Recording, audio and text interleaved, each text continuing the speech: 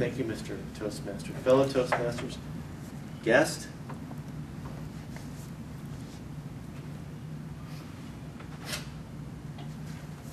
What the? You guys smell that?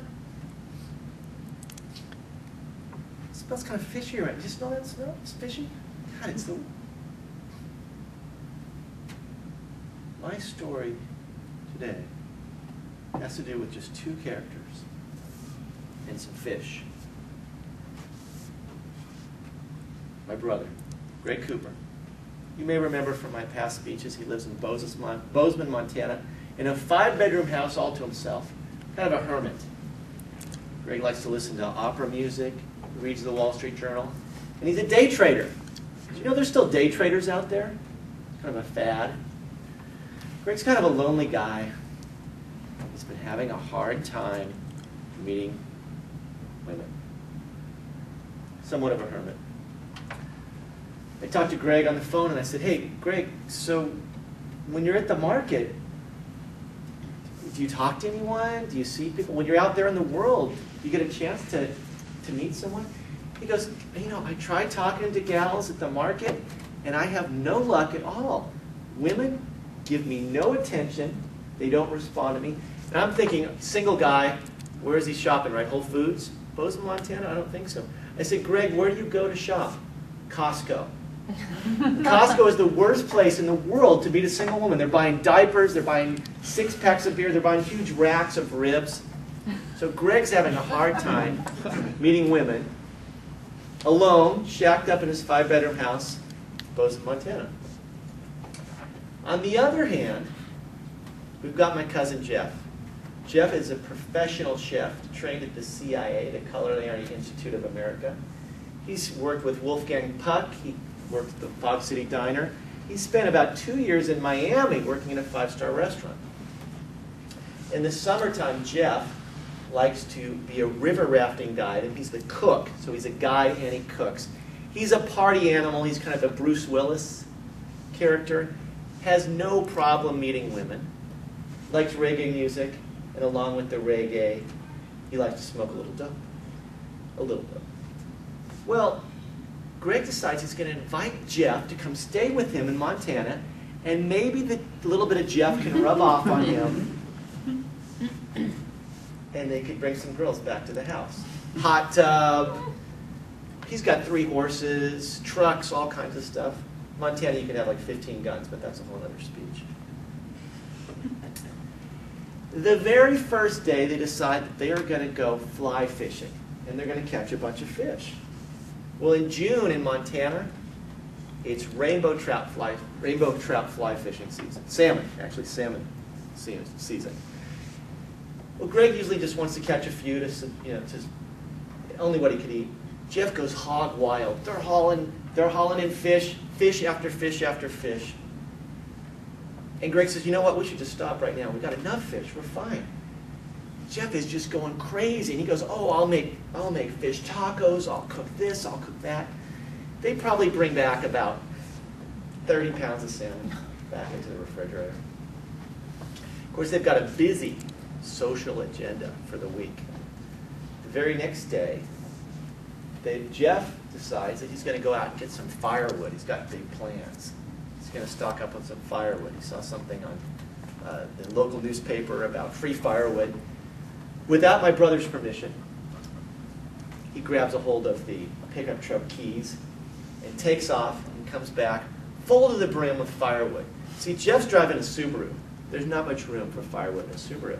But my brother's F-250 Lariat Ford, the diesel engine, could haul all kinds of firewood. He's using that to get hay. Comes back with all the firewood, unloads it, fills up the garage with firewood. My brother comes out and goes, what the heck are you doing? He led Jeff around the back, and he had a shed full of firewood from the trees that he'd been cutting out of his own house. The communication was a little bit of an issue here between Jeff and Greg, my brother. Well, Greg's got a hot tub. He decides it's time to start bringing over the ladies. He says, Jeff, how are we going to get some gals over here? Leave it to me. He goes on Facebook. He tweets a little bit. That night, They had a kegger with over 100 people at the house. A keg party, 100 strangers, hot tub, anarchy. The problem was, my brother had left my grandmother's wedding ring on top of his dresser. Needless to say, some of the festive partygoers must have walked off with that 7-carat diamond ring, the family heirloom that he didn't think to put away. Greg likes to get up to the morning, read the Wall Street Journal, have his poached egg, listen to a little bit of his opera music. You could just imagine Jeff passed out on the couch until about 1 in the afternoon when it's time to get up. I know what you're thinking. What's happened to all that salmon that they've caught? They've got 30 pounds of salmon in the fridge, and it's still sitting there. Well, day 3 rolls around, and it's Jeff-topia. Jeff, being a chef, decides that he's going to create an herb garden, grow herbs, grow tomatoes. This is June. We've still got a little bit of time left. Jeff-topia. They've got tons of land out behind the barn. They've got manure, fertilizer, everything else they could possibly imagine. Jeff-topia. Greg wasn't so sure about what was going on. They never really discussed how long Jeff was going to stay. Sure, 50, 100 strangers had shown up. The wedding ring was missing. No real babes had come around. What they were hoping, what my brother was imagining when he decided to invite Jeff over. Well, I kind of see Jeff as somewhat of a Bruce Willis character. By the 5th day, they started to get on each other's nerves a little bit. There was some tension going on there. My brother, Greg, in a fit of rage, decided to go out and check on his rental properties that were about a 2-hour drive away and stay for a day or two. He left my brother a note, and he said, you know, we should discuss about how long you're staying. I think a week or so should be about right. Well, Jeff, being the creative soul that he is, in his mind, he thought a week or so where we're both sleeping underneath the same roof, 7 consecutive days, would be what they're talking about. Greg thought 7 days from the time that you walked in the door to the time that I want you out, but there was no real communication on that part. By the time Greg comes back to the house, he was mad about the party, stuff floating in the hot tub, the missing diamond ring, the garage filled with firewood that he didn't want, and the 5-day-old salmon sitting in the fridge. In a fit of rage, he threw stuff at Jeff. He grabbed his shotgun out of the garage and did that sound that you're all aware of. Didn't fire any shots, but he chased him off. Jeff sped out in his Subaru in a cloud of dust.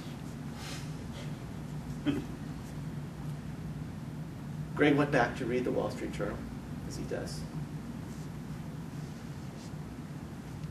Watched a little bit of, what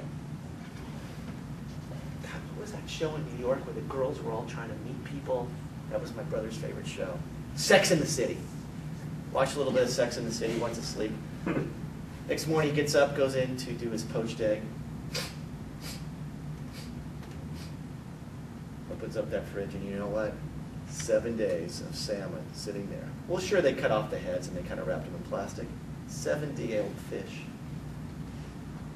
Fellow Toastmasters, welcome guests.